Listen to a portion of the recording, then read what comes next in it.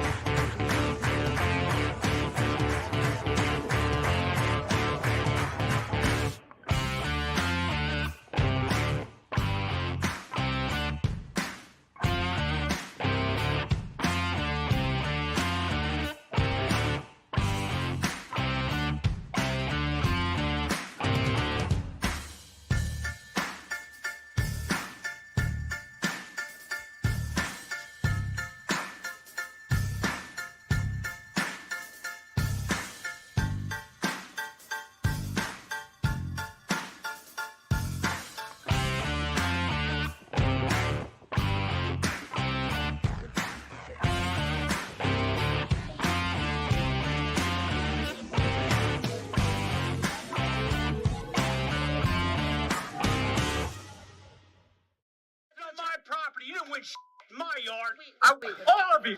Daddy, chill. What the hell is even that? You're listening to Fishing the DMV with your hosts, Thomas Ahrens and Jared Mounts. Fishing the DMV is brought to you by Jake's Bait and Tackle, located in Winchester, Virginia. If that doesn't get you jacked up, I don't know what will. Good morning, everybody. It'd probably help if I had the mic down here like this, wouldn't it? We got a bright and early. Let me adjust that real quick. There we are. No one wants to see my ugly face that close up. There we go. Sorry about that. How are we doing this morning? I know we had a lot of tournaments this weekend that were actually canceled because of small craft advisory warnings that have been plaguing the area. I think that's one of the problems when you fish the tidal Potomac River as your main tournament spot of the year. Small craft advisories are absolutely going to kill you.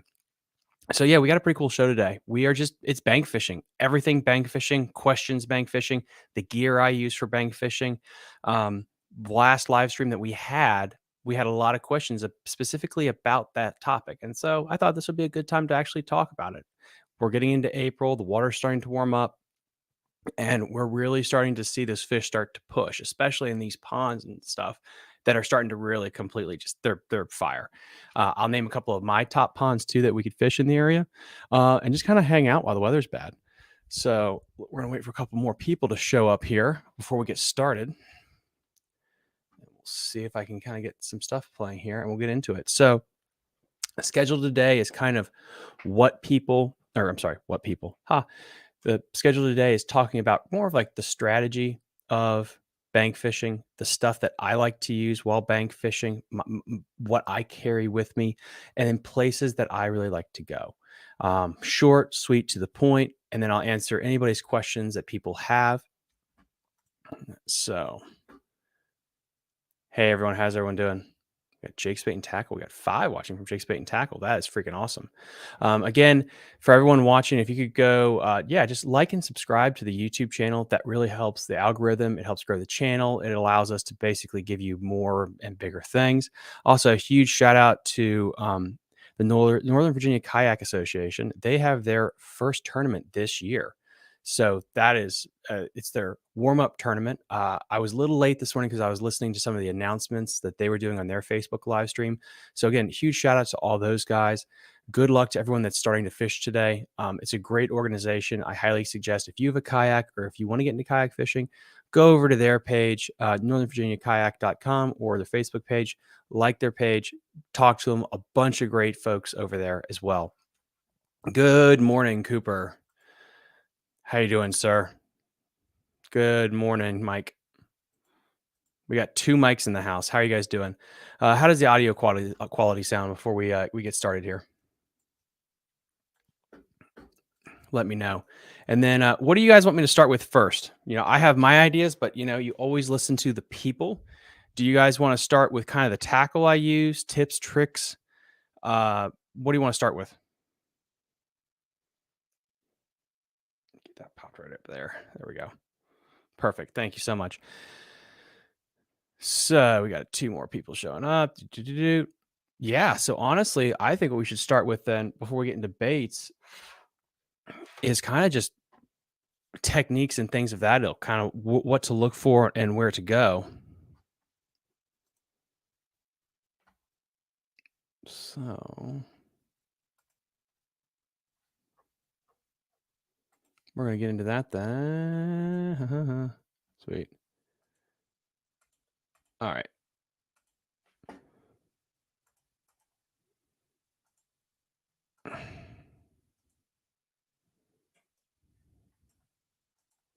There we go. That's much better. All right. Yep. So first thing we're going to do. So let's see what we got here. We got howdy. We got tackle. We got morning. Okay. So you guys really want to start with tackle first. All right. So we can start with tackle first. We can make that pivot. Let's see if I can get this audio to play through here or not.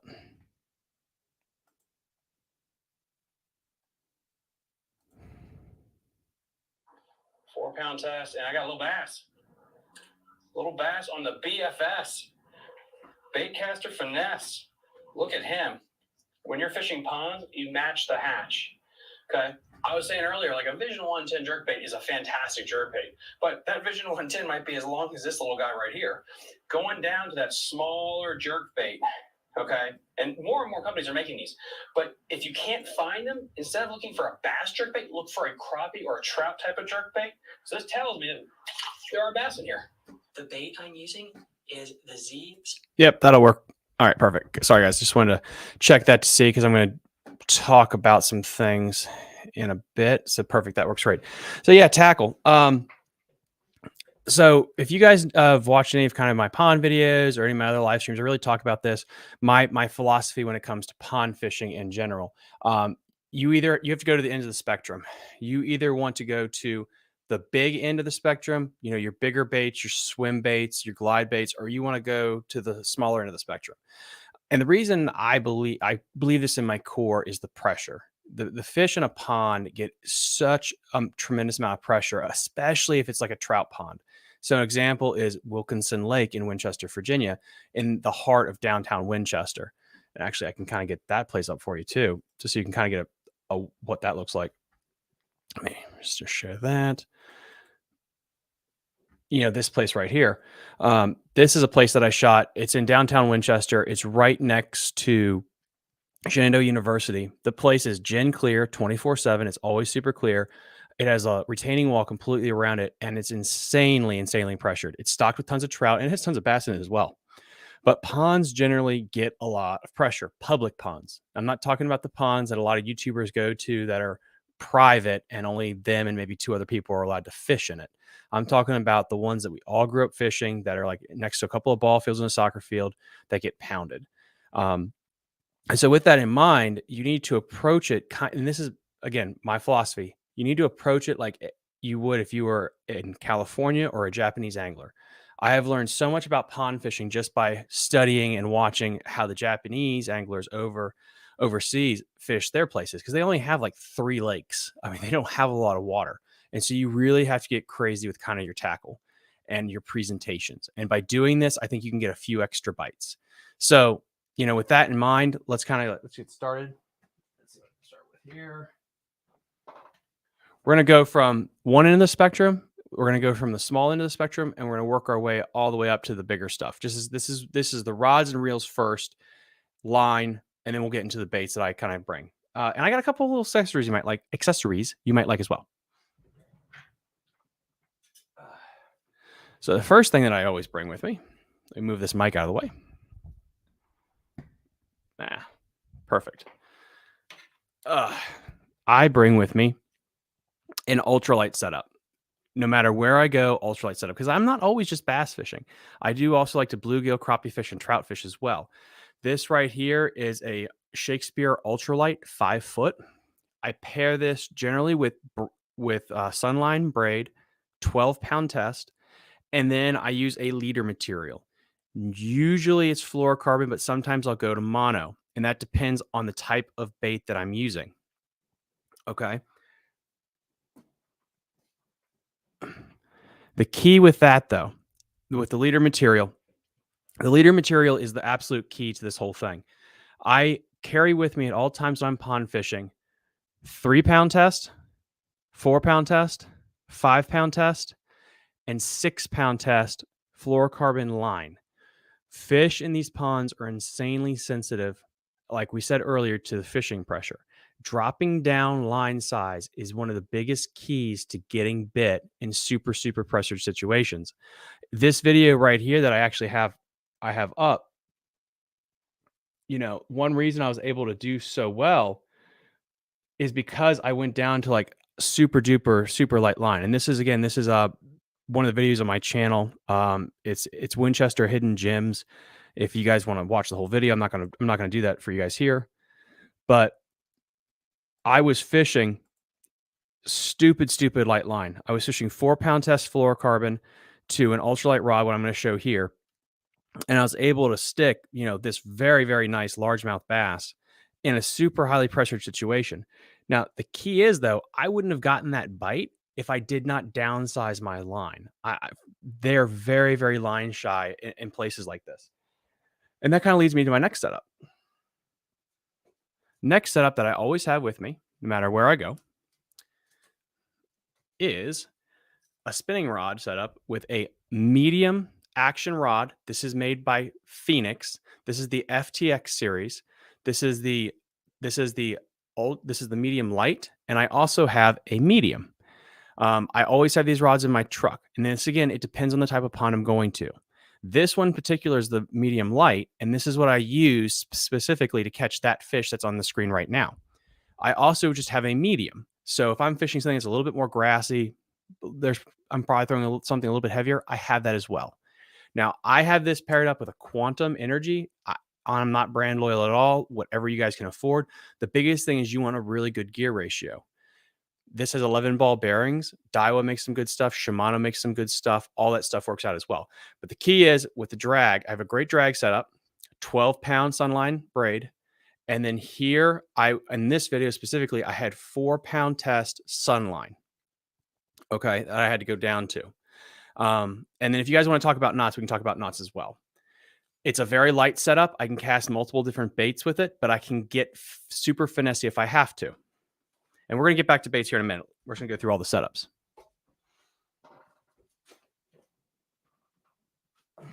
The next rod that I use, take that bait off, is this right here. Oop, I'm sorry. This right here is a 7-foot Phoenix medium heavy 7-foot FTX series rod.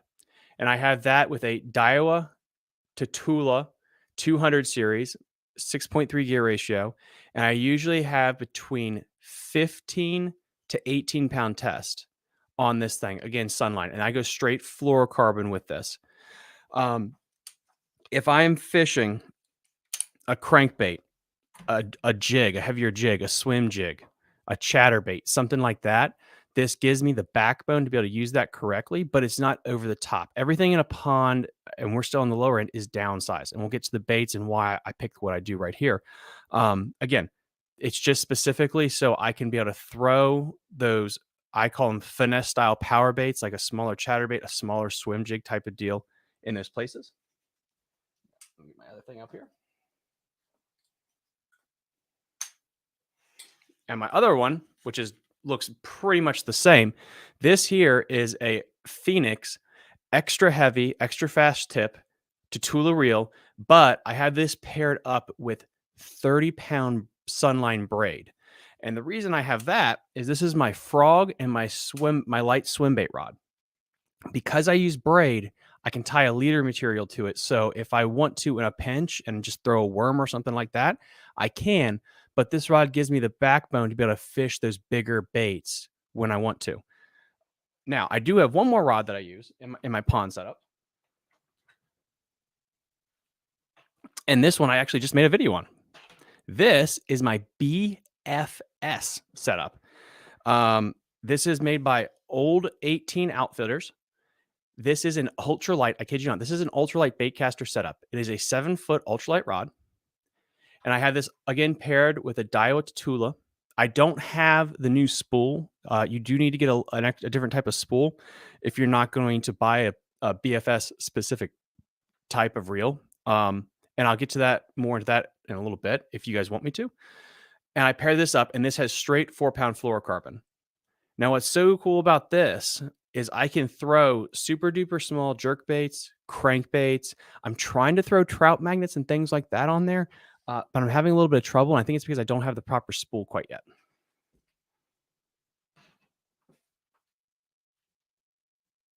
So now those are all my rods. Let's get into some other things that these are some accessories that I think you absolutely need when you're going to go pond fishing, and then we're going to kind of get into the baits that I think that you need right now.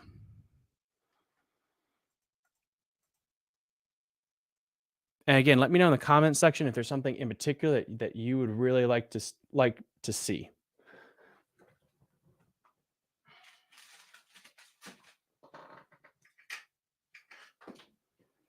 No, that's so far away.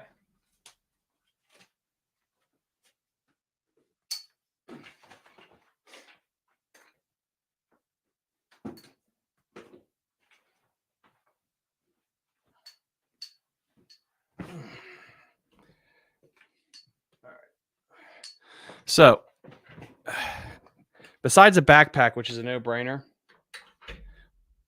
plug knocker. I carry in my truck when I go fishing. I carry 2 different types of plug knockers. This is a telescoping pole style, and I also have one that I can hook on the line and throw down.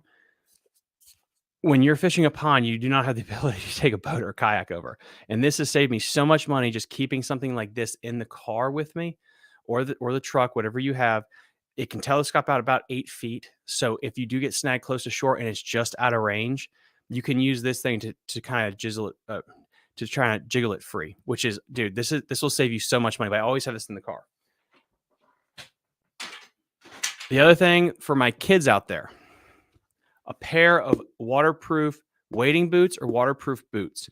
These here, I also have a neoprene sleeve for that go over the top of this so I can get into the water if need be. The other thing that I want you guys to get is a pair of sun pants and long socks. Now, here's why. Especially in Loudoun County, we have a huge issue with ticks and Lyme disease. When you are wading the shore, it's not about a question of if, it's when you're going to get a tick on you. I highly, highly suggest for all my younger kids out there that like to fish, do not wear shorts when you go out to these ponds. Okay, get yourself a good pair of boots and get some long socks. Tuck your socks over top your pants. That way the ticks cannot get underneath your pants and crawl up your legs and latch on. I know it's a little stupid. It makes you not look fashionable, but it really will save you from potentially getting Lyme disease and picking ticks off of you. You can also buy a pair of waterproof socks or wading socks as well. This way you can wade into the water if you want to, especially, creek fishing gets really, it's going to be explosive here in a couple of months. But I highly encourage you guys to do that just to prevent Lyme disease. It's a big issue. My sister has it. I always try to take those proper precautions just to make sure that I stay safe. The other thing, if you wear jeans or summer pants, it's going to protect you from barbels. It's going to protect you from briars, things like that. It's very, very important that you guys do that. So anyway, I know my older guys understand this, but just for my younger guys, please keep this in mind. It is very important. And now we're going to get into some baits.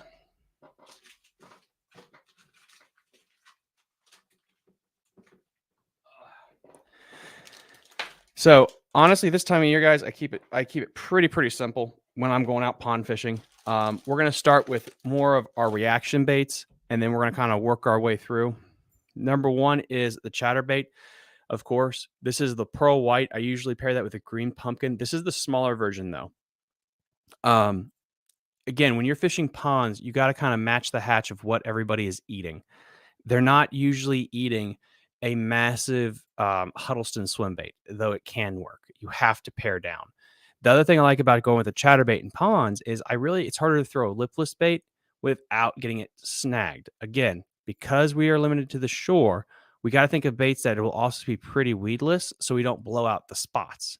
Not necessarily just because you don't want to lose, a $20 bait possibly, but you don't want to blow out the spots. There's only so many hot spots on a pond, and if you start snagging right into that key piece of cover, you're going to ruin fishing for the rest of the day.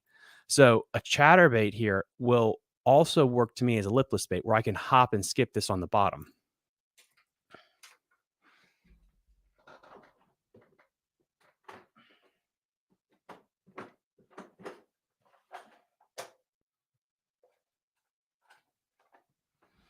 The other things that I get into are my jigs. So I always have in my pond box, I have a finesse jig. This right here is the missile bait flipping and pitching jig. It's a very compact style. I can also use this for swim jigging if I have to in a pinch. This is a 3/8 ounce. You usually don't have to go with a half ounce on ponds. You're not trying to throw a rock in there. You have to be subtle with the presentation. I pair that with a wild rage crawl style, but you really, again, it depends on what time of year you're fishing. If they're pre-spawn, that jig will still work pretty well, but you're not going to get as many bites in a pond. Because again, overall, think of it this way. If you're fishing a pond, you might have 2 fish that are over 4 pounds. Just hypothetically, let's say you have 2 over 4 pounds. If you're in a lake, a bigger body of water, you might have 10. You have a higher probability on a bigger body of water of actually getting more bites with a bigger presentation or more quality bites. Now, on the flip side, because you're in a pond in a small body of water, you do have the potential to hook the biggest one there, but there's just not as many of them. So always keep that in mind. If you're going to be fishing like a chatterbait, well, how many fish there are actually going to be able to eat this thing? Let's say there's 3. Well, you could probably catch those 3 in about 20 minutes. And then what are you going to do? You can't just keep throwing it. You're going to have to keep adapting baits. And that's kind of what we're going to be talking about here. The next bait in my arsenal is the 2.8 size Kitech. I like to pair this with a guppy head, and I'll throw this on my super light stuff. Now, again, a small swim bait or a small jerk bait like this Euro Tackle jerk bait that I absolutely killed them on, absolutely destroyed them on last time, it's just insane. Because again, in ponds, if they're not trout eaters or bluegill eaters, they're going to be eating fathead minnows predominantly. And so with swim bait in a pond setting, absolutely is a game changer because they're not eating shad. They're not eating big tilapia. They're eating, generally speaking, smaller forage prey. And so this is where those mini swim baits, those mini jerk baits absolutely shine. Pair it again with a light guppy style Dirty Jigs head and go with a sexy shad or that white chrome color or a black color, which is fantastic. I got 2 more baits for you here. And you know what? Since I have this one out, I might as well show this one too. The next one here is the Euro Tackle jerk bait. This right here is a trout jerk bait, believe it or not. Okay, it is super small. It is almost the size of my pinky. They will absolutely kill it. Trout baits like this, I'm really starting to become a fan of as I experiment with more for bass. They're just the perfect size for pond fishing. You're going to get a lot of bites. I've gone past, I have pissed so many people off when I go fishing in a pond and I fish right behind people and I'm absolutely wailing on them because I'm switching to that smaller tackle.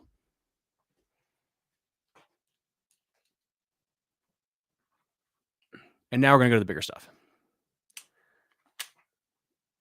So if you want to actually try to have a chance at hooking something a little bit bigger in a pond, this right here is the, there we go right there. This right here is the Little Creeper by Trash Fish. It's the 4-inch version. And I pair this on a Monster Owner hook, 3/8 ounce, and this is on 18-pound test. If you are trying, especially this time of year in the early spring, if you are trying to catch a little bit bigger size fish, this is fantastic. Again, it's a bottom bumping bait. In my newest video, I actually stuck a small one on this thing. And because it is so flimsy and soft, you know, a smaller fish can swallow that thing without much problem at all. But the color matches most of the minnows that you're going to be seeing around here. It's just, it's freaking fun. It really is fun. And now we're going to get into, now we got through those. Ooh, kind of snap that off there. All right. All right. Now the super small stuff. Mike Capper, love wacky rigging Senkos and Zoom super flukes, whopper ploppers and farm ponds. Absolutely. Yeah. I mean, the whopper plopper is absolutely fantastic. And again, guys, we'll do another pond video in the summertime, or a bank fishing video once we get closer to summer and we have those more specific baits. Right now, you know, I'm not fishing a lot of topwater, even though they do work. I'm just going to show you what any pond I go to right now, anywhere I'm bank fishing right now, this is what I'm going to be using right at this point. But yeah, whopper popper is a fantastic bait. Next biggest one right here. All right. Smaller baits. This right here is the Zoom Green Pumpkin. Oh, let me turn that there so you can see it. Perfect. This is the Zoom and Green Pumpkin. This is the smaller version of the worm. Okay. The reason I like to go with this a little bit smaller version is if I don't know what size is in the body of water, I can get bit with this. And I'm going to pair this with a 1/0 Nico rig hook with a weed guard. I can fish this either straight shank or wacky, and then I can put a small nail in it if I have to. But generally speaking, you really don't have to throw a weight in there at all with most ponds that you're going to be fishing. Because again, you want that subtle presentation. If you're dropping a weight, a 1/2 ounce weight into a pond, that's really going to spook them because of the pressure, because they're used to being beat on all day. You want to make sure you have a subtle entry. So going with a Nico rig, weedless Nico rig system is fantastic. The other one, again, this is simple stuff. A stickworm, pure Yamamoto stickworm, 3/0 hook. No, it can't get any better than that, especially as the foliage and the grass and the pond muck starts to grow up. But you guys aren't there just for the basics. Y'all know that because y'all are educated, and I know you are. You want the goods. So here are the goods. So that big one that I caught, this really big one that I caught at in Jim Burnett Park in Winchester, I'm going to show you exactly what I caught him on.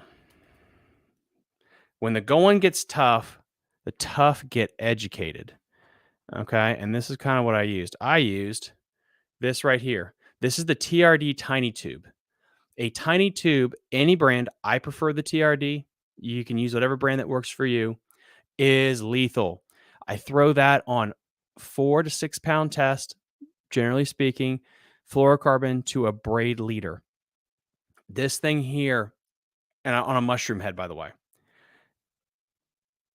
Let me pull that up there.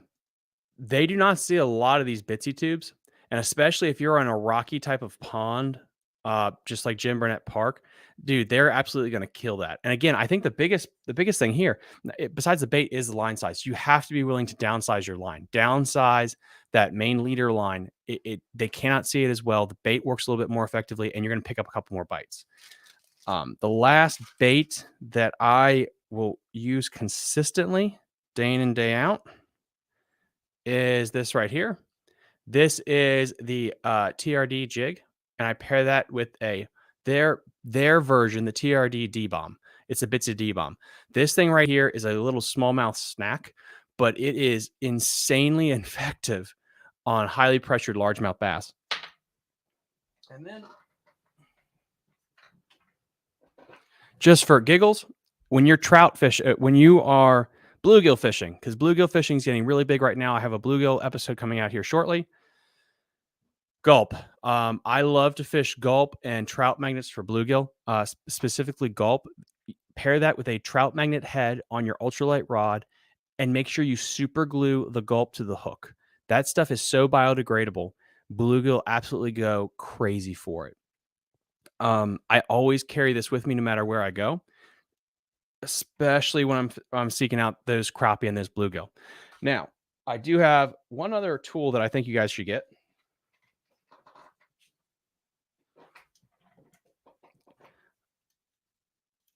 And this, now, how many of you guys actually tie knots, tie leader knots in particular? Do you guys use an FG knot? Do you guys use what do you use? Because I use this thing right here, which I got on Amazon. It is an FG knot tool. And what this thing does is it pops open and you can tie your main line across here and then hold it. And then it'll spin. So I can quickly and easily tie my FG knot. This I found while I was on Instagram, and I saw a Japanese angler that I was following use this thing. It's called the Knot Assist 2.0. You can buy it on Amazon. But again, for the people that are just tuning in, what you do is you tie your main line here, and it has some little clamps. Tie your main line there so it's straight, and then you can weave your leader material right in, boom, boom, bop, and then it's done. I have a little hook right here so I can hook it to my backpack. It locks, and I can carry this with me. So if I have to in a pinch, I can retie my leader material. I know a couple of people have been asking me like how I actually do what leader knot I tie. I do tie the FG, and because of that tool, it just makes my life way, way easier. So let's see. Do we have any questions? Okay. So let's get into kind of the deal of, now that we've gone through baits and everything, let's kind of go through some strategies. How does that sound? And then we'll take some questions.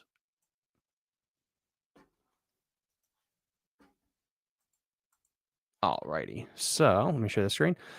So basically, when there's some strategies and stuff, we're just going to be playing some of these videos here because it'd be way easier to show you. By Eurotackle in a natural. So right here, this is a pond in Purcellville, Virginia. It's right off of Route 7. And if you can tell by my angle, generally speaking, when you're fishing a pond, the biggest mistake that I see a lot of young anglers make is they bomb cast straight out. They go and they take that thing and they cast as far out to the middle as humanly possible. And to me, it's always been like, why? Have a purpose with your cast, have a purpose with what you're doing. In the springtime right now, the fish are trying to spawn. They want to move up, whether it is to spawn or just to keep warm. On this day, it was 62 degrees. It was one of the first. It was one of the first warm weeks of the year. There's a lot of wood in the water at this pond. The fish are moving up into those key areas to stage before they spawn. They're getting warm. They're getting ready. Most kids would just bomb cast straight into the middle. But what that means is that bait is not staying in that key strike zone very long. It's just not. And so what you need to think about again is, where is the strike zone that these fish are going to be in? Are they out on that first break line? Are they right up against the shore? What is the main kill point or kill zone that they're going to be in? Now, the other thing that was interesting about this pond in particular was the depth. Let me move right back to here.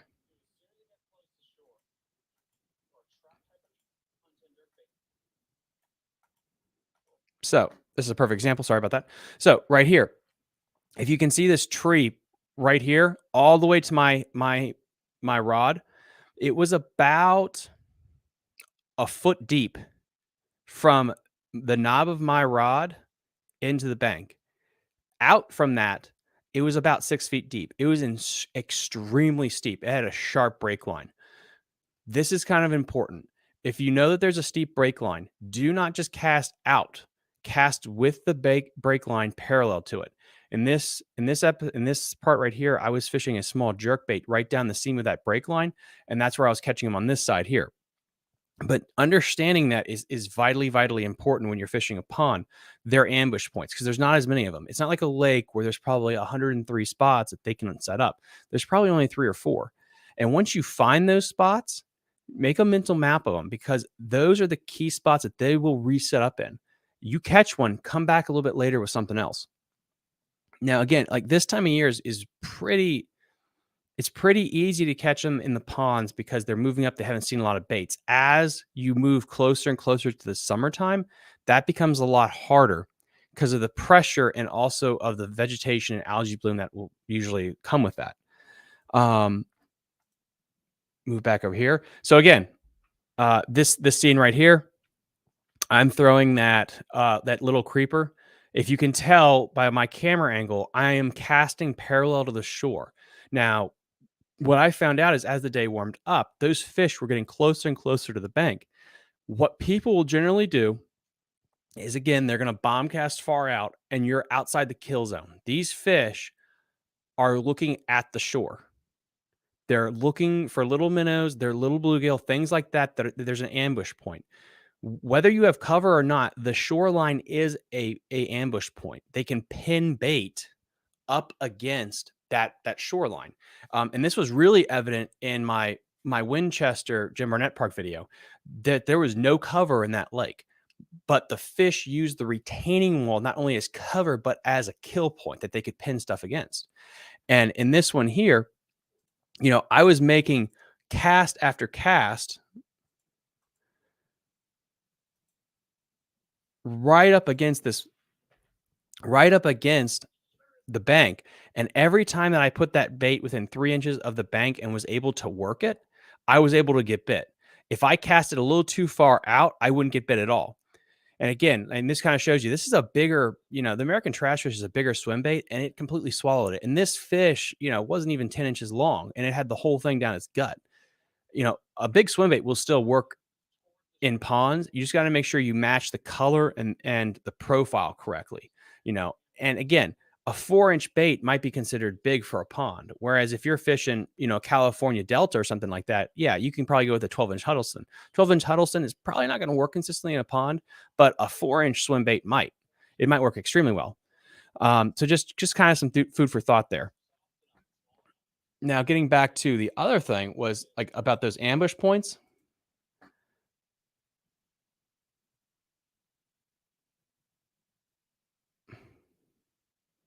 And this is kind of like the best example of it is this right here. So I was fishing. There we go. This is the Winchester Park. And as you can tell, so the Jim Burnett Park in Winchester, it has a retaining wall that goes completely around it. Okay. And there's tons of rock. There's a little vegetation that'll come in every now and then if they don't spray and kill it off.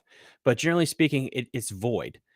And so those fish don't have a lot of cover to hide in, but also to use as an ambush spot or a kill spot. So what they use is this retaining wall. And this to me blows my mind that I caught on to this. And I caught on to this. One reason is because I went to college at Shenandoah University, so I fished this pond a lot. But it's the fact that they would do two things. They would either lay right up against that wall when they're inactive. Like, I mean, I'm saying it literally right next to the wall, so where you could not even see them. Or they would be about 8 feet off the bank staring at the wall. I kid you not. And what they would do is if you made any kind of cast that did not land almost on the shore, you did not get bit, period. You just wouldn't get bit very often. If you threw that bait, so it literally landed right next to that wall and you worked it, fish would shark 8 to 10 feet out straight at the bait and eat it every time and kill it. But if you got that cast out a little too far ways, they wouldn't deal with it. And it really clicked on me. I was like, oh, they're using that wall as an ambush point because they know the bait has less places to go. It has to go either up, left, or right. It can't go back, and they can pin it. That is extremely important to know. The other thing that you need to know when you're fishing ponds is what they're chasing. Now, at Jim Burnett Park, they have a ton of rocks and a ton of crayfish and little bitty minnows and bluegill. And they use those rocks to hide from the bass that are there. So using a small jig, a small tiny tube to mimic that forage is important. And you got to bump it around the bottom, crawl around the bottom. Another way that you can tell what they're eating is, again, how they're positioned.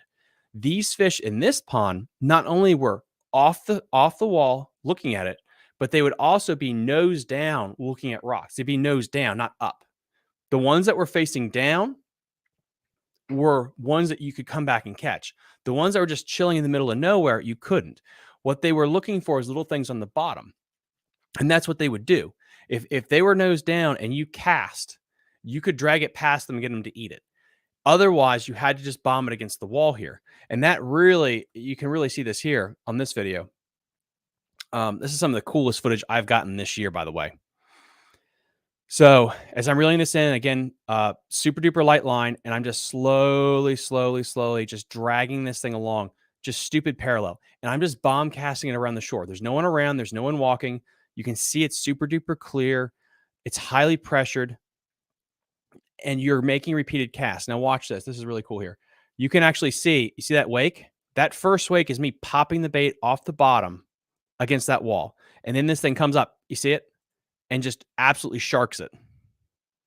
And that was that big one that I ended up catching that we saw earlier. And I'll just kind of do that again because why not? Watch that thing. Dude, he came out of nowhere and just sharked it. And again, this is stupid clear water in the middle of downtown Winchester, but it's learning those little tricks of the trade with that body of water that are just so important. Now, do we have any kind of questions or thoughts before I move on? Anything like that? Let's see, got one question here. How do you know what size line to start with? That is a very, very good question. The lighter the line you go with, the higher probability you have for a bite. So like with this Jim Burnett Park in Winchester with this fish, I know that they're super highly pressured. And so just going straight to 4-pound test, and if you feel a little sheepish, you can go to 5. You're going to get bit more. You could go to 2 even, but you do risk breaking off a lot more if you don't have the proper rod size.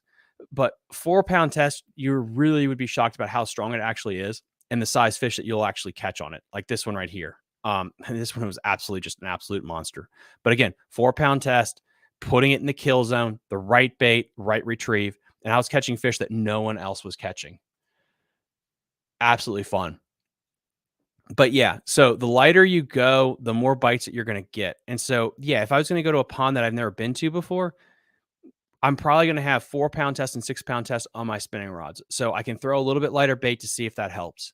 I can throw, if you don't want to throw a swim bait or drag the jig, let's say you're going to throw a wacky worm. Throw a wacky worm on. Oh, got a question. Sorry about that. But yeah, throwing a wacky rig on 4-pound test versus like 8-pound test, you will get 3 or 4 more bites easily. I don't know. I don't know why. Maybe there's someone more intelligent out there that can tell me why, but I've seen it more and more that'll help. And again, guys, please, if you could go to my YouTube channel, please subscribe to my YouTube channel. It really helps the algorithm. Fishing the DMV. We have a podcast. It launches episodes every Tuesday. We're going to be launching more and more episodes here shortly as well. As we get into more tournament season, kayak tournament fishing, bass tournament fishing, bluegill, crappie, catfish, everything. And as we get closer to the summertime, we're also going to be doing podcast episodes on saltwater fishing. I also launch, informative stuff like this, and also hidden gem series where I really discover really cool places to fish around here. Kind of getting back to this because we got Boogie here. Boogie, hey, good to see you again, bud. That's such a great bite. I love that we get to watch this. My go-to pond is exactly like this one. Very clear. I've caught 8 bass this past week on my BFS setup. Cool baits down under underspin. Yeah, underspin is a fantastic bait. And all guys, an underspin is a swim bait with a blade. And I highly, highly suggest what you do is you can get screw-in blades, and I'll link that in the episode description down below. You can get screw-in blades. So if you don't feel like going out and buying an underspin, you can get the blade that just screws into the bait itself, and then boom, you have an underspin. And then if the bite goes away, you don't need that extra flash, you can unscrew it, and you don't have to cut and change every bait out. Yeah, and then Boogie BFS gear. Let me show you that again. So yeah, my BFS setup that I absolutely demolished them with. I'll show you that right here. I take 4 rods with me, and my bass really don't want to hit anything else over 8 pounds. I can tell it spooks them a lot the times. I have moved to fishing my ponds with BFS, Seaguar 6-pound, and it works great. Yeah. So this setup here that I have for my BFS setup, now this again is an ultralight rod. This is made by nothing I'm sponsored by, guys. I'm just a broke college kid. So I do this all out of my own pocket. I don't get paid to do any of this. But this rod I found while Googling, this is the 18 Outfitters rod. Sorry. Yeah, old 18 Outfitters, ultralight 7-foot.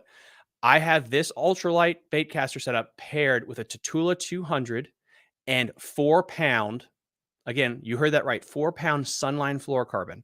And then I'm throwing this is literally just from that video I shot. This is a small Eurotackle jerkbait. Go to eurotackle.com and they have some fantastic, they fish basically mini bluegill crappie baits. They have mini crankbaits, jerk baits, and they are absolutely dynamite in ponds. Because again, it mimics all those little minnows. And going to that 4 and 6 pound test will get you bit. I promise you. I bet my career on it. And all the money that I don't have, that you will get bit if you go down to lighter line and fish it correctly through the right part of the water column. That again, like I cannot stress that enough. You got to fish it in the right part of the water column. So then, again, going back to here.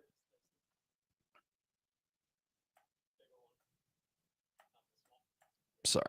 There we go. Right there. Perfect. So,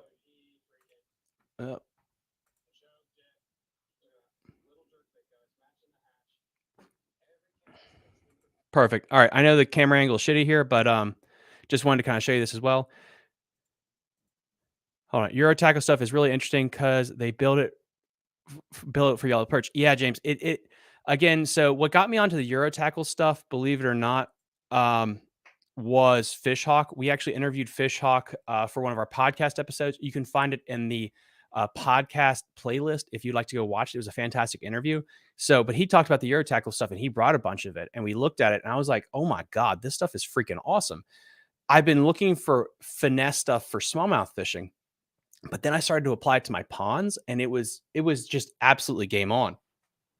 You know what? Let me cut this off just so you guys can see it a little bit easier here. Because I know some people just chattering about it.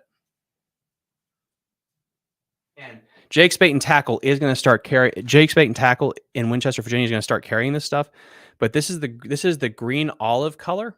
And again, size-wise, guys, this is my pinky. Look at how tiny that is. Oh, and a key fact with this that I learned by fishing it: don't jerk it very hard. This is not like a Vision 110, which was my fault. I was yanking that sucker so hard when I first got it, and this thing was like shooting off to the side because I was just like, ah. Now I did have a 5-hour energy, could have been that, but you don't have to just yank that sucker as hard as possible to get it to work, and just light taps. So for you guys that like to weight lift or really like to just rip on, really get really quiet and light with that with the jerks with this thing. But it's freaking awesome. And in this video too, again, this is on my channel. This is the last video that I posted. You can watch the whole thing if you want to. I don't want to bore you guys with that, but they were absolutely choking this bait. But anyway, the reason I have this up, I'm going to show you this, guys, real quick. Boop, boop, boop. Okay. So a lot of wood in the water. This is very important.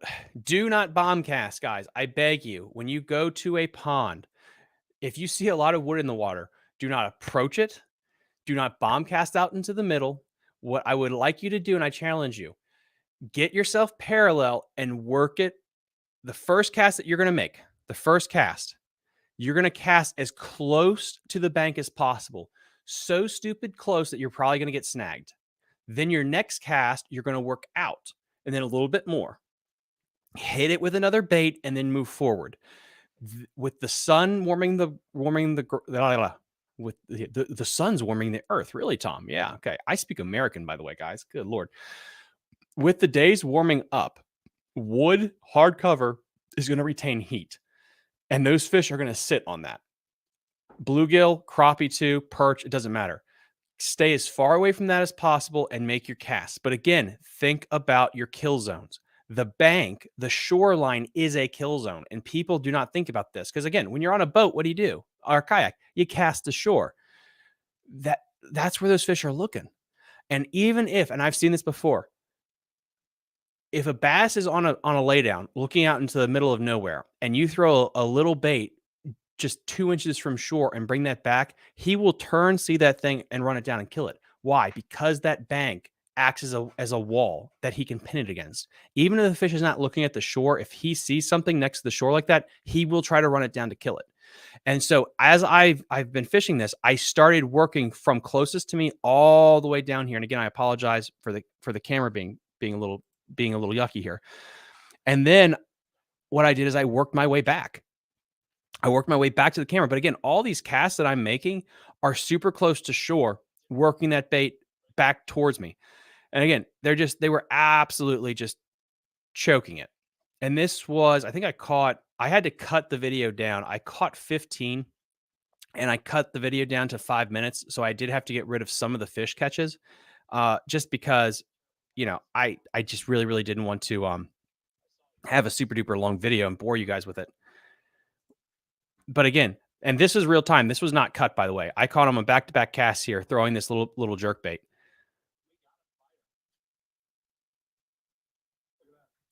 And that's important. And this is something important too. All right. So this is just a little fishing pro tip for everyone at home. If they hit on a jerk bait or a crankbait, the front hook, never change, never put that bait down. You're an idiot at that point. If they're hitting the front hook or eating the head of that bait, you have found an absolute winner. They love that thing. Now, it doesn't have to be every fish. So let's say you hook 2. The first one just nips it. The second one takes that bait and just absolutely swallows the head. My light bulb's going off like, I think they actually like this bait. Not even though not every single one ate it that way. If you get just a couple, that tells me I'm on the right pattern. I'm on the right bait. I am not switching. If all of them barely just get the treble hook, that is an indicator to me that I could probably switch up to something else. But if I get just a couple, 5% of those fish swallowing it really good, I'm going to stick with it because you don't know if the other ones, they were going to hit it that well, but you just pushed it out of the way before they could get it. So I hope that helps there. Let's see, pretty crush. Well, I'm back. I've got some messages here. Speaking of jerk baits, I've had great success this past 2 weeks fishing with my BFS parrot with a junior baby bass fluke. I absolutely love a fluke. Yep, Boogie, you're absolutely right. I love the fluke. It's a really, really good bait. And we're going to talk about that one too. So let's see. They absolutely hate it. I don't know, but it seems like they want to kill it every time. Yeah, now the reason I don't have a jerk bait on here right now, the reason I don't have a soft jerk bait on here right now, generally speaking, is I can get away with treble hooks. Spoiler, if you didn't know this, everyone, I know you guys all do. You can hook more things with a treble hook versus a J hook. And so if I'm going to throw a fluke if I absolutely have to throw a fluke, but you're going to decrease the amount of fish that you get. You're going to jerk it away. You're going to pull it out of their mouth. So for the ponds that I fish right now, anyway, there's not a lot of pond scum or gunk, which means I can get away with these tinier jerk baits. With pond fishing in particular, as the weather warms up and gunk and pond scum gets on these places, less and less baits, you can actually fish effectively. That's why to me, like pond fishing is super hot late fall all the way through early spring. That's when they're the hottest. And honestly, like wintertime is my favorite time to fish ponds, especially if you get a hot day. You can throw that small swim bait bump bottom and you can actually catch some pigs. But again, so this jerk bait in this situation, it was a sunny day. It was a warming trend. There was wood in the water. I could throw that thing and absolutely just smoke them. Now, the other thing you can do on these cold fronts like today's absolutely just disgusting outside. Let me show you that as well of what I would do here. Boop, boop, boop.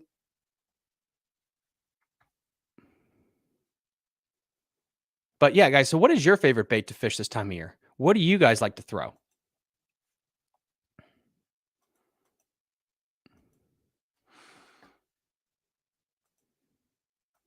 Now, sorry about that. All right, so this is another pond in Purcellville, Virginia, that you can be fishing. This here, it was January, I think it was, when I filmed this video here. But the key is, and this is still plays right now, it was a cold front. A cold front was coming in. I'm throwing that little Kitech, this little bitty Kitech right here that we talked about earlier. Yeah, let me switch this over so you guys can see it. I was throwing this little bitty Kitech right here. I cut it down a little bit. I bit it down a little bit. I was throwing it on a light guppy head. Now, the light guppy head is extremely important when you're dealing with these finesse baits, or actually a finesse hook in general. One thing that absolutely hurts people when they go to BFS gear, light gear, is they don't pare down their hook and their rod. If you want to throw 4-pound test, you need a more flimsy rod, a more forgiving rod than if you're pitching and flipping. Because on the hook set, you're going to break off every time. Okay, so that's where that rod's important, having that lighter rod. The other part is having these smaller hooks. When you're fishing these baits, especially a small swim bait, what's happening is the set of the hook is you just reeling in tight and creating tension on the hook set. Okay, you're not whacking on them like this. And so when you're fishing these baits, you got to keep that in mind. When you have a smaller, thinner diameter hook, it takes less force to punch through their mouth. When it's cold between now and maybe like late April, May, the water's still cold. The fish's mouth is much harder. As summertime approaches, the mouth gets a lot softer, so it's easier to get a hook inside them. So going with that thinner diameter hook helps you penetrate the mouth with that lighter gear without having to set the hook harder, which would make you break off. And that is insanely important. I think where people really kind of get hurt with finesse gear. Now, in this one, and what's so important about showing this is look at the current. You see how it's absolutely, there's just nothing. It's absolutely dead at this pond. Absolutely dead. It's the air temperature right now in this video, I think was 48 degrees. That's the temperature of the air. And all I was doing, I was bumping bottom. I was slowly dragging that bait as slow as possible, hitting everything I possibly could on the bottom. And every time you would hit something, the bait would quiver and the fish would come up and just suck it up. This is a deadly, deadly technique for any pond. If you go, whether it's grass, whether it's a divot, something like that, bottom bumping a small swim bait when the weather gets super cold is a fantastic way to catch the biggest fish that are actually in the pond. And you can see, like, I mean, this one absolutely freaking choked that bait. But the key is, again, you've got to know the sweet spots in the pond when the weather gets really, really bad. For most farm ponds, like a farm pond, a legit farm pond, let me move this over here. For a legit farm pond, there's a small divot usually.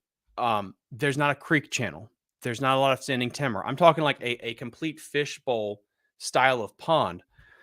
There's going to be a small divot somewhere in that pond. And it might be something that you have to find when the weather's a little bit warmer and the fish are a little bit more active. But let's just say you know exactly where that place is, the juice, so to speak. When you're in that place, what you want to do is repeatedly make the same cast over and over again from different angles. And you're going to take something like this and you're just going to just slowly turn the handle and bump bottom as slowly as humanly possible. And that's how you're going to get your bites. And usually they're going to be right behind that bait.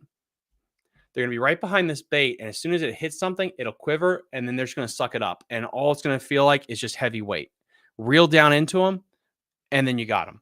So, if it gets cold now, go to that small swim bait, bump bottom with it, go to 4 or 5 pound test, dude. It's absolutely a game changer. And you're going to catch some insanely nice fish this time of year. Again, I didn't even feel that one. It just absolutely just loaded up on the rod and just absolutely swallowed it. So let me answer a couple of your questions here. Again, do you guys have any questions for me? Gear, tackle, thoughts, anything like that?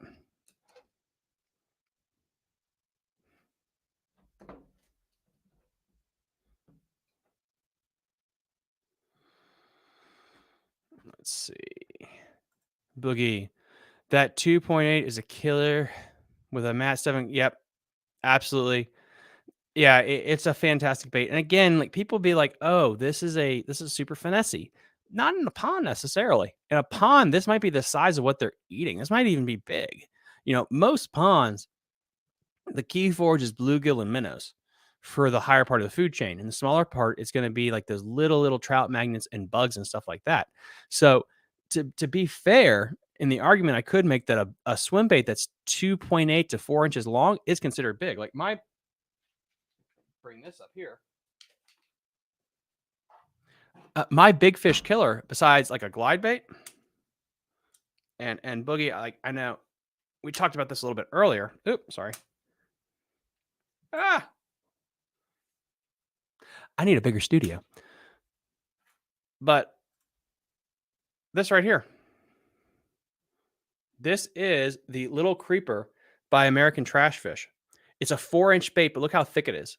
It's a stubby little bait in a great minnow color, and it has tons of little fins on it that just love to just move and quiver. And I like to belly hook this thing. And what's nice about this one is it's like a bottom bumping bait like you would use for a Huddleston, something like that. And the idea with a Huddleston is you're just slowly creeping this thing along the bottom, and as you hit something, it quivers. The American Trash Fish, or this Little Creeper, does the same thing, but it has a great minnow profile, and this thing is super, super limp. It's super soft plastic. And dude, this thing, and I'll try to show you with my hand comparison, it's not that big. It's really not. But you can have fish absolutely truck and swallow this thing. Without a problem at all. Get this back here. Like this bait here was the same one that I used in that video that I just launched. That fish was about 8 inches long. And I don't know if you guys can see it very well, but that thing is in his gullet. Like he absolutely freaking just railroaded that thing. And it's not that big a bait, but it's the profile that's really cool about it that I like a lot. It's the fact that this thing, even though it's a little bit smaller, it has that big fish. It has that bigger meal profile almost, if that makes any sense. And let's compare this. This is a 2.8 Kitech, and this right here is the American Trash Fish. Look at the size. They're pretty similar size-wise. Not that much bigger, but it's when I turn it. Look at the thickness difference. You see how this one's just way, way thicker? Let me pull that up to the camera a little bit more. It's way thicker. So it gives the appeal of that bigger meal. So you have a better draw power for the bigger ones, but it's still small enough that little ones will still try to take a go at it. And when the gunk gets really bad on ponds, or when you're fishing around a lot of wood, like I was in that video, you're able to still get that bigger bite and kind of bump bottom. And that's kind of what I really like about throwing this American trash fish, this little creeper sight on, again, a beast owner, a 3/0 hook. Um, if you can get it in the 1/2 ounce, that's better because you want bottom contact the whole time. But this right here is absolutely fantastic.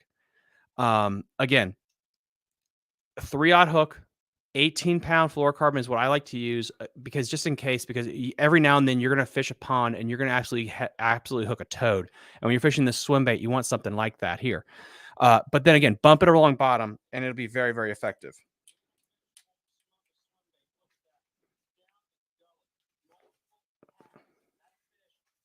Put that right there. So let me, let's see, get some questions answered here. And again, guys, like and subscribe to my YouTube channel if you can. It really helps with the algorithm. And also kind of let me know what type of live streams you'd like me to do in the future and what guests you like me to have on the show. We also run a podcast as long as I like to do fishing videos to kind of help show people where to go.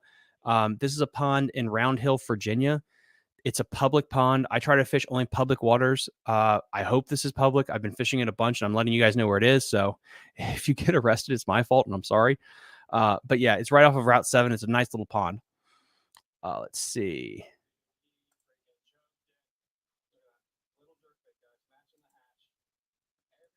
What are your opinions? Okay, what are your opinions on the Megabass Dark Sleeper? I got a few of them. One for my BFS setup and a 3/8 ounce one for my other rods. Haven't had any bites, but it looks like it should crush them. And then we got a couple of those. Dark Sleeper has too big a hook for a BFS setup. So yeah, for a BFS setup, I would. Oh, sorry there. So for BFS in particular, I would not use for the Dark Sleeper. And the biggest reason is the hook. The hook is too thick, in my opinion. I've used the Megabass Dark Sleeper before, not for ponds in particular, because of the bring it back up here. You know what? I'm just gonna cut this thing off.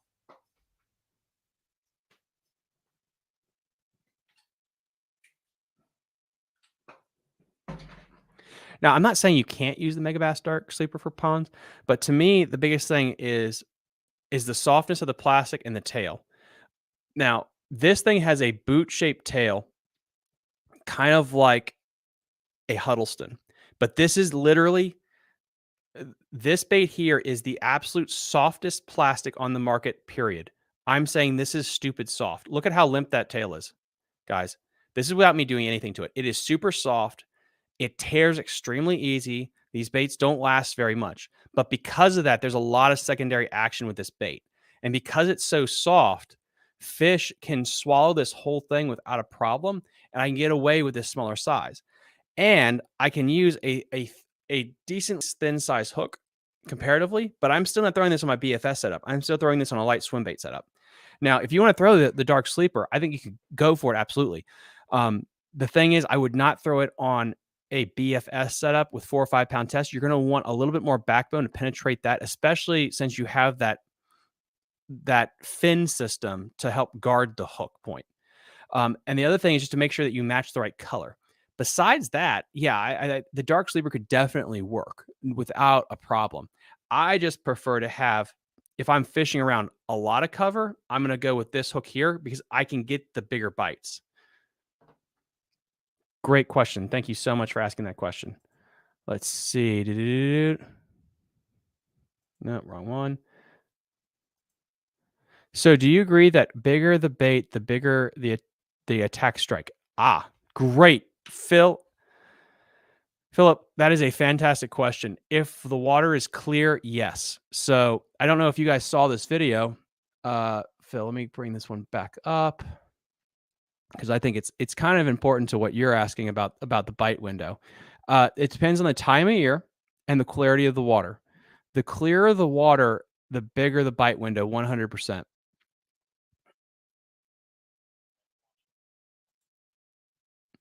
So, Phil, just to kind of get back to your question about like bite window, get this up here. There we go, right there. So, this, Phil, this was from Jim Burnett Park in Winchester, Virginia. This was in December. But anyway, this place is super duper clear. I mean, gin clear. You can throw a penny out into the middle of this place and you can tell whether it's on heads or tails. That's how clear it is. A super clear place has an extremely big bite window. So the bigger the bait there, absolutely the bigger drawing power you have.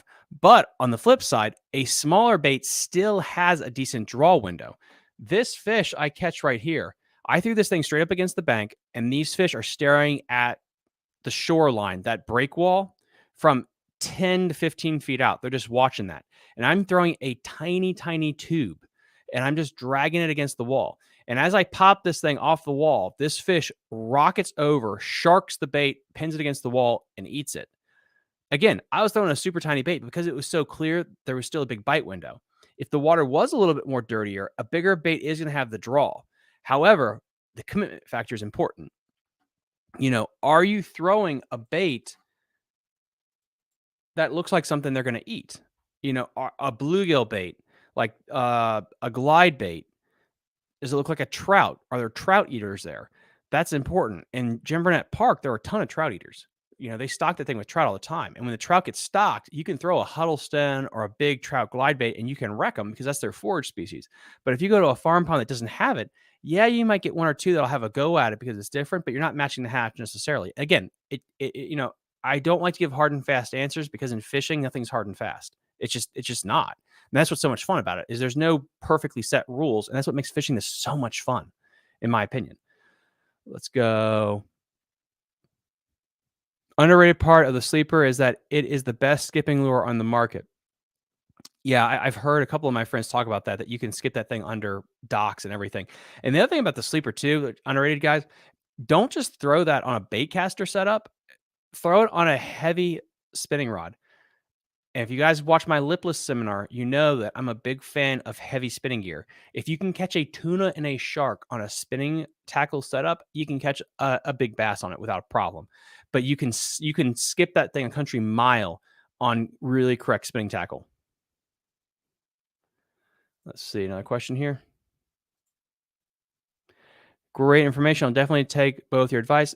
And if there's any questions, guys, after this live stream, please feel free to message me on my Instagram, Fishing the DMV, or on my Facebook page. Please message me, and I'll try to help you guys out the best I can with any information, as well as places to go. And I'll kind of give you my picks of places to go in kind of the area as well. Underrated part of the sleeper. We just did that. It's best skipping bait on the market. Let's go. The half-ounce size can easily skip 30 yards with almost no effort. My favorite thing to use for docks and clear water. Yeah, like I keep hearing really, really good things about the skipping ability of that bait. Location is just as important as the bait size. Absolutely. Location, location, location. Now, Shane, if you're still in the chat, location, do you mean on your casting angle location, or location is in where you're fishing the bait? Please let us know in the comment section below what you mean by that. And guys, let me know, where are you guys going to go fishing this spring? Is there a pond in particular that you want to go to that you're willing to tell people about? Now, to me, it's one thing to say, like, I'm going to go to a private pond. It's another thing to be badass to say, I'm going to go to this public water and I know I'm going to stick them. That really just shows your guts as an angler, that you can go to a public pond and you know that you're going to go there and smash them. Both. Yeah, absolutely. Like, yeah, where, and this is important.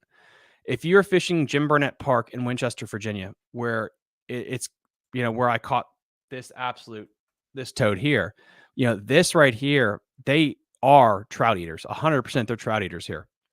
And so when they start stocking trout, you can throw a trout imitator and absolutely smoke them. If you're fishing, I don't know, let's say example, a normal farm pond, throwing a 12-inch Huddleston probably is not the best thing. But throwing a bigger swim bait, glide bait, something like that looks like a bluegill can definitely kill, especially the time of year. And the time of year to me is just so, so important. If you are fishing during the bluegill spawn, a bluegill swim bait or a bluegill shaped swim jig will absolutely destroy them, or a frog. Topwater is huge as well. But, topwater right now is not, we're a little bit closer to that season. But once we get a little bit into warmer weather, I'm going to go over what I consider um, my favorite stream baits, wading baits, my later spring baits as well. We're going to do another live stream to kind of update it. But this is just for right now. Have you ever launched a kayak between Little Falls and Snakehead Island on the Potomac River? I have not. Have you? If you did, how's the fishing down that way? I have never done that. It sounds like that's the tidal part of the river as well. Let's see. We'll be fishing Hunting Run, Mooney Lake, Able. Okay, Shane. Yeah, you're down that area. Come out and join me. Jane, yeah, Shane. Send me a message, Facebook or Instagram, and yeah, let's try to make that happen later on this year. I would definitely love to come out and fish with you guys some. Always looking for fishing buddies. Always am, and hopefully here shortly I'll have a little bit more time. I can go out and do and launch. Hopefully I'll have some more time to fish more and do more fishing content. Have you ever launched? Okay, I answered that question. Sorry about that. Never fished private waters. That sounds very fun. As a 100% bank fisherman, it's great feeling when there's 10 people at your local pond and you can still get on a good bite. Yeah. Oh, dude, but it's like crack. I'm sorry. It's so fun. I have my boat guys. I know boat guys out there. Chris Arvin's one of them. Shout out to Chris Arvin. He likes to fish in crowds too. He's not afraid of it. But I have some guys that I know that if they see another boat, they get mad, they start cussing, they condemn the God that they worship, they hate life. To me, though, it's like crack. When you can stick one in front of 50 people, oh my goodness, it's like scoring a touchdown in the Super Bowl. It is awesome because it's all mind games, guys. It's all mind games at that point. The new Gilly swim bait should be great during. Yeah, Gilly swim is really good one. We will do a full pond swim bait seminar as well when the time gets right, and I can bring out all those things as well. So since we got a lot more people now, I'll kind of go back through a couple of tools. Let me answer some of these more questions, and we'll wrap up here. Yeah, I was looking at those Gillies; they look amazing. Yeah, the biggest thing when you guys throw bigger swim baits, you gotta make sure that you have the right tackle. I did a YouTube short where I lost a very expensive glide bait because I threw it in my box, knowing that the bite's getting close to having a good glide bait bite on ponds. The water's still a little bit too cold, but we're getting close to having a great glide bait bite on ponds around here. Well, I didn't bring my bigger rod, and I casted that thing on the 5th cast. I snapped, and I lost a $100 glide bait, just gone. So make sure when you're throwing those bigger swim baits, make sure you have heavier tackle, guys, because honestly, it just takes one cast to have the fish of the lifetime on, and you're not hooked with the right gear. And I could give you my suggestions, but honestly, go to Tactical Bassing. Matt Allen has great tutorials on swim baits and on the right gear to use on different price levels. I highly suggest you guys go to him. I'm looking for a launch point above Little Falls is the end of the tidal part. But the big tidal smallmouth supposedly jump in the falls to spawn in non-tidal water. Yeah, so you can hike it. That's actually that's the thing too. Is like you can find areas around there in Little Falls. You could probably hike a kayak in. It's probably the best part. There is a place in Maryland I think you can launch one. Let me double check with you, James, and I can kind of get back to you on that. I think there's a place in Maryland, but that might be private to launch it. I literally can't stop smiling when it happens. I'm an introvert, so fishing around all other people, I don't enjoy that much, but that feeling is, yeah, when you catch a fish around other people, it's like crack. And that's the thing too, that pond fishing gives you. It gives you just a really strong willpower to be able to get out there and deal with those hard circumstances and push through it. And being able to push through it is just so freaking important. And let's see here. Speaking of bluegill swim baits, what do you think of the baby bull shad and baby bullgill? I have both and I've yet to fish them. Baby bull shad is really, really good.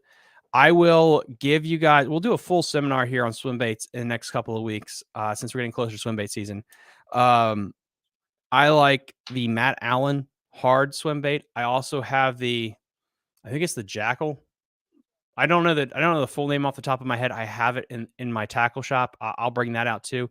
But it's like a bluegill glide bait. It's a smaller version. I like that one too. American Trash Fish is also really, really good as well. The other big thing that's really good, it's just a small swim jig is also absolutely killer because you're just trying to mimic the profile of it. It doesn't always have to necessarily be perfect. And then a big, super big, like bluegill lookalike, and I'll bring that out, is really good as well.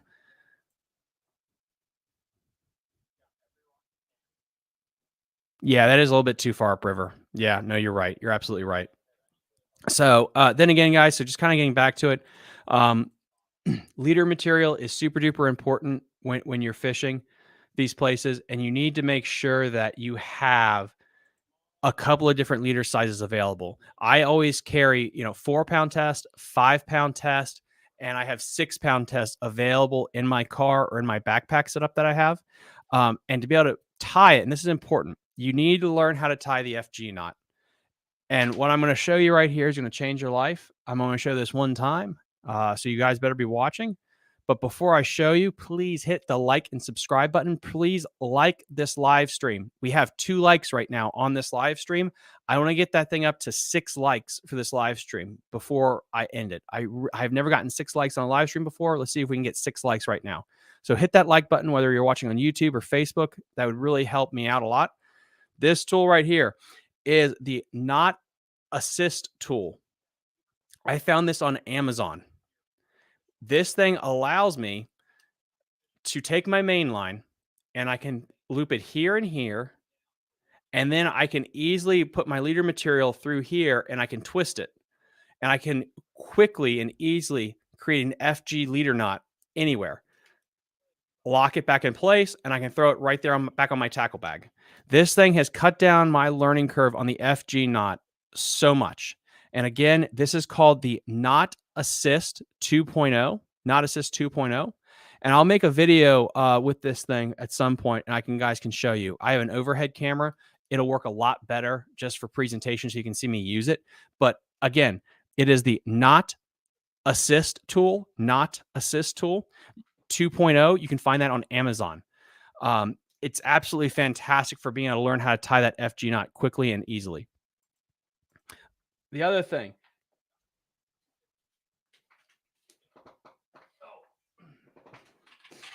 that I highly suggest you guys get is a stick plug knocker like this one right here. You can buy this from any tackle store. You can buy this from Tackle Warehouse, Jake's Bait and Tackle, places like that. This thing right here, it extends out about 8 feet. It's compact to about, it extends out to about 14 feet. It's about 7 to 8 feet when it's fully compact, but this will save you tons and tons of money. Especially because, again, we're in a pond. We necessarily can't go get our baits. So keeping this in the car is such a great little thing. You don't always need it, but when you need it, it'll help you guys so much. Yep, going to buy that Knot Assist tool. Hate tying the FG knot out on the boat. Dude, I'm telling you, this thing right here, it's called the Knot Assist 2.0, Shane, the Knot Assist. Amazon is where I found it. I follow a lot of Japanese anglers on Instagram, and I saw them using something like this. Dude, it'll cut down your time of doing the FG knot tenfold. It is insanely easy. It has little clamps on it. It has little clamps on it, so you can wrap the line, and it'll hold the line. I don't know if you can hear that. So it can hold the line snug, and then you can hold that there, and then you can wrap and weave it very easily. You don't have to use all your fingers and toes and things like that. It's a simple little tool. I have 3 of them, just a couple of backups because I was afraid that they would run out sometime. It's absolutely a great tool. Plug knocker is absolutely important. Please get one, guys. It'll help. And then I'm going to be answering your questions before I'm leaving here because I'm going to go fishing. I'm going to go shoot another video. The other thing that's important, get yourself a good pair of wading shoes. Simms makes a good pair, and get a neoprene sleeve or waders, hip waders to go with it. I suggest that so you can actually wade. If not, if you don't want to get the waders, just get a pair of waterproof boots, and you can get a neoprene slip pad that like goes up your ankles a little bit, which is fantastic.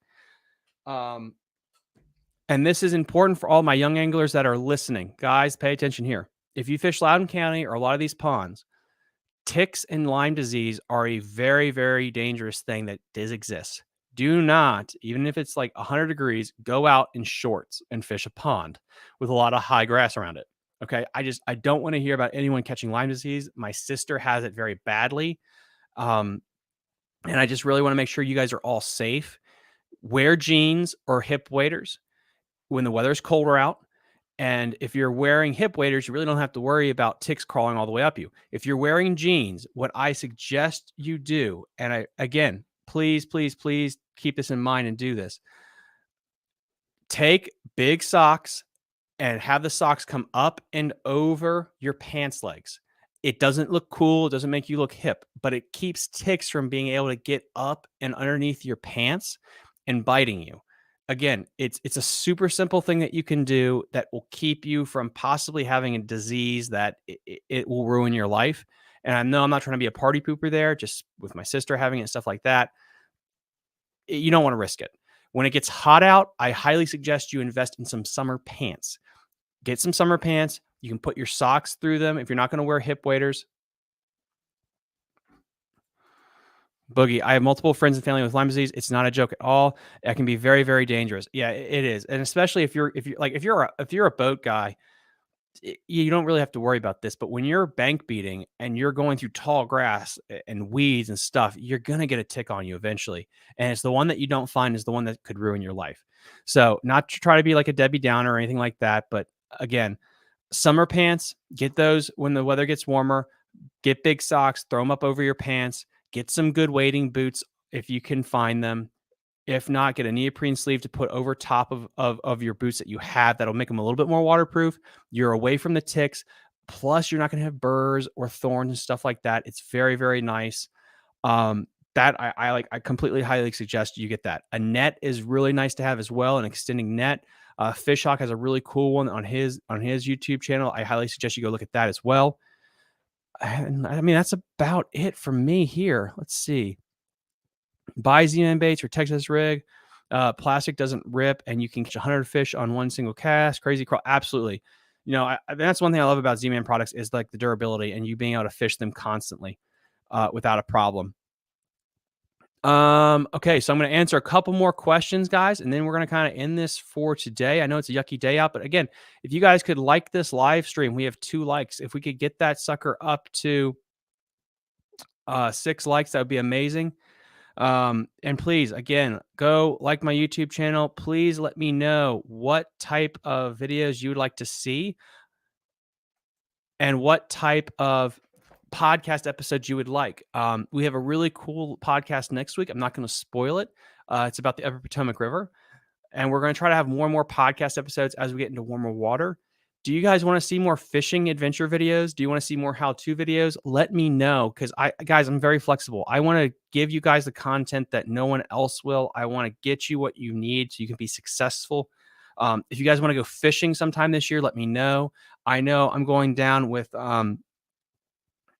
Marty Lawson in the Fredericksburg area of Virginia sometime this summer to actually go fishing up there with him. Or down there with him and kind of fish out some of those electric motor only places. But yeah, let me know just kind of like what kind of content you want.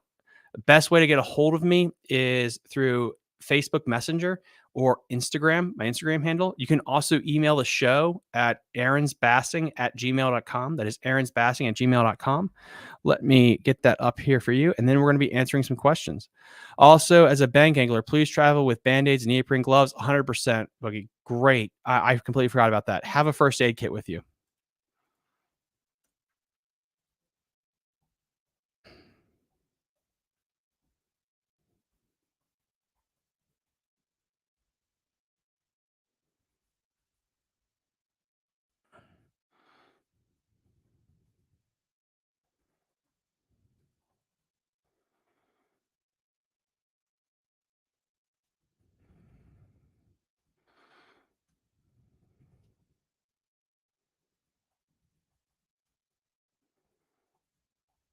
Sorry for the dead air, guys. I was just adjusting something real quick. So I'm putting this out in the chat. If you guys would like to be on the show, if you guys have a question you'd like to answer, Aaron's Bassing, ARENS Bassing at gmail.com. I just put that on the chat board. You can email me if you have any questions you'd like me to answer on the next show or just in a private message. Also, if you guys would like to be on the show as well, please let me know. Besides that, how many of you guys would actually like to guest star on the show? Let me know in the chat below. I would love to have more guests. I want to try to do more and more live streams. So yeah, just kind of let me know down below, like what kind of information you guys want.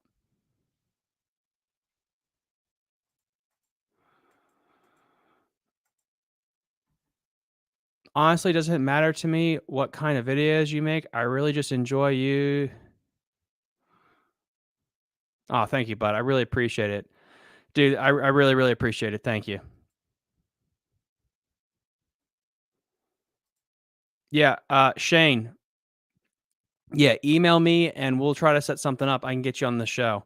I'm afraid to put the link to share because I think we'll have 7 trillion people on the show. So I want to be a little bit more selective instead of just putting it in the chat.